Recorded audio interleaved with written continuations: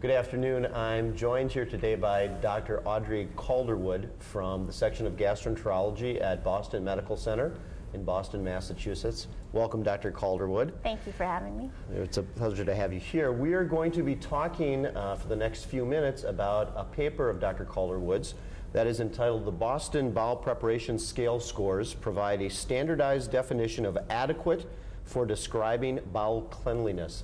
And this is a paper that's going to be coming out in August of 2014 in GIE. It's a very good paper. Congratulations on having this be published. Can you tell our audience a little bit of the background and the impetus to actually do this study? Sure. You know, colon cancer screening is so prevalent and such an important part of what we do as gastroenterologists. And really, there's no standardized way in which we describe adequate for bowel cleanliness right now. Right. Certainly, authoritative groups have tried. So, for example, the U.S. Multi-Society Task Force on Colon Cancer recommended in recent guidelines that for any prep where you are confident that you could exclude polyps greater than 5 millimeters, you should consider that adequate.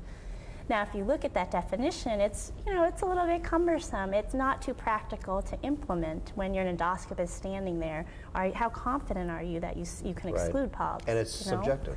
It's very subjective, and the reliability of that hasn't been tested.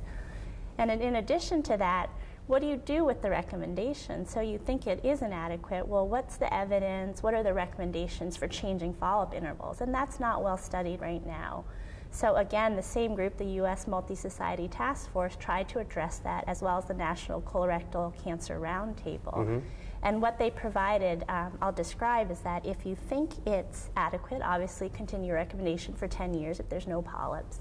If you think it was inadequate, repeat in 1 year. And I think we can pretty much agree that that's reasonable. Mm-hmm.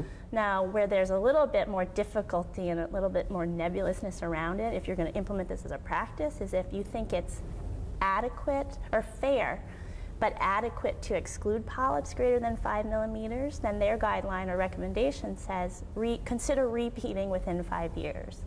And so we had a lot of trouble grappling with this definition and thinking about how are clinicians really going to implement this. So what'd you do?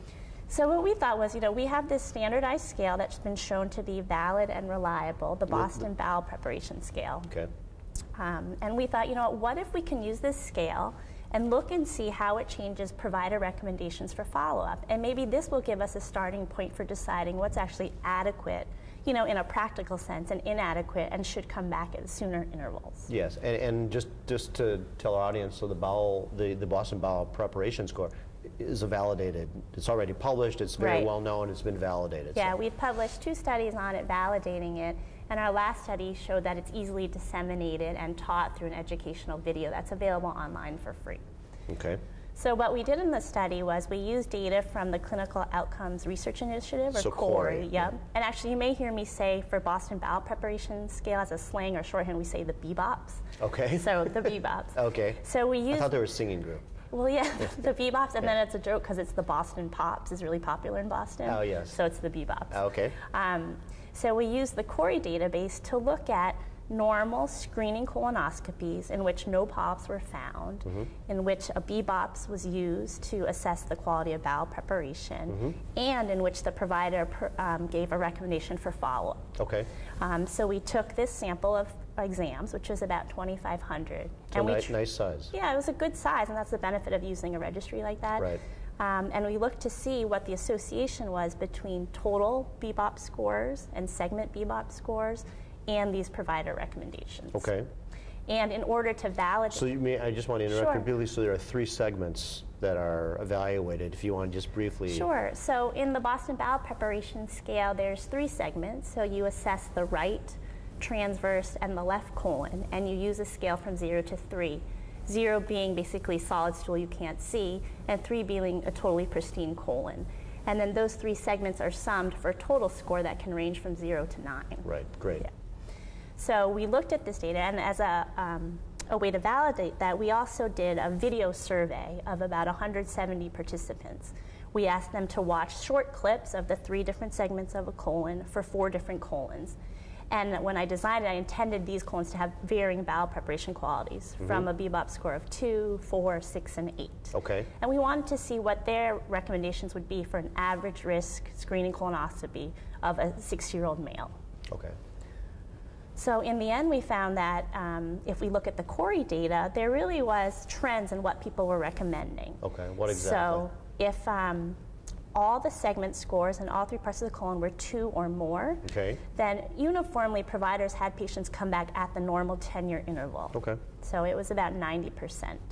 So conversely, if the total score was 0, 1, or 2, the 96% of providers had patients come back within a year, and often much sooner, within 30 days. So the question is, what do you do in between the scores of 3 to 5, right? So that middling region is still a little bit troublesome, and that's where we saw the greatest variation, from total scores of 3 to 5. Okay. And so there, 36% of those in our study had a recommendation for 10 years, and the rest, again, varied from 0 to 10 years. Okay.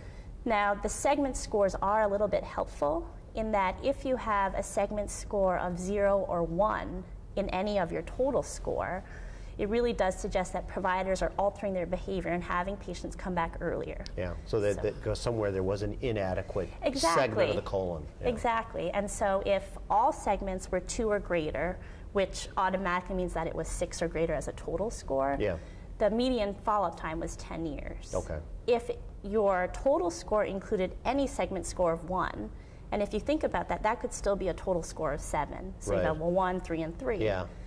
Patients, the median follow-up then was 5 years. Now, interestingly, if any of the segment scores was 0, then the follow-up dropped down to 3 months. Okay. So overall, it was good if you were at the ends. In the middle, there are still some questions. Yeah. So can I summarize and say that adequate then, at least based upon BBOP, is a score of 6 or greater, given that each of the segments have at least a score of 2 or greater? Exactly, and that's exactly what we found. Okay. Any other takeaway messages that you would offer? That's one. And then secondly, where do you go from here? Do you have any plans to do anything with that group from 3 to 5 to try and ferret that out? Sure. I think some major take-home points is that this is a really important topic, and using the BBOPs as a way to understand bowel preparation and provider behavior is a start. We're not saying that this is the definition as it should be, but a start and a way to do more research on that middle region that we've identified. So that score of 3 to 5, where it's troublesome, it seems that the BBOPs may be a good way to standardize understanding things like polyp detection rate, adenoma detection rate, or missed rates for that middle score. Okay. I think another take-home point is that it would be ideal to have real clinical outcomes, further down than provider behavior. To follow what happens to these patients. What are the missed cancer rates? What are the missed advanced adenoma rates? That may be a more practical endpoint to study. Right. And so I think as we get more data using the Boston Bowel Preparation Scale score, maybe we can start to answer these questions using that kind of outcome data. Okay, great. Yeah. Well, listen, again, thank you for being here. Congratulations on having the study published, and good luck in the future with your future research in this area. Thank you very much, and it was a pleasure. Nice.